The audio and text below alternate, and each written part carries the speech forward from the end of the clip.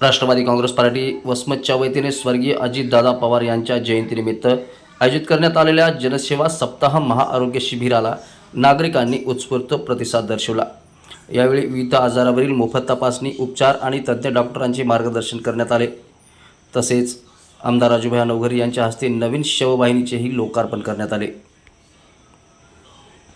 वसमत येथील श्री सिद्धेश्वरी विद्यालय परिसरामध्ये आयोजित करण्यात आलेल्या या महाआरोग्य शिबिरास नेत्रदोन, हृदयरोग, अस्थिरोग, स्त्रीरोग, बालरोग, कान, नाक, घसा, दंतरोग, त्वचारोग, जनरल मेडिसिन, जनरल सर्जरी आदी विविध विभागातील तज्ज्ञ डॉक्टरांनी नागरिकांची मोफत तपासणी केली। या शिबिरामध्ये आवश्यक औषधोपचार, शस्त्रक्रियेसाठी मार्गदर्शन तसेच पुढील उपचारासाठी आवश्यक सल्लाही देण्यात आला।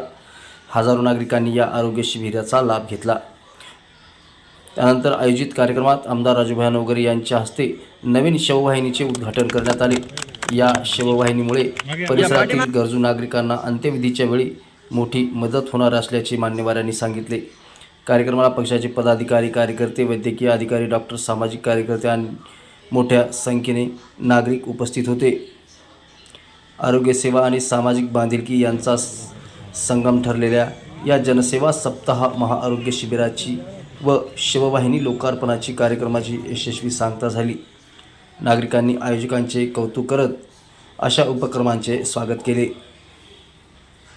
लोकपरिवर्तन न्यूज, वसमत।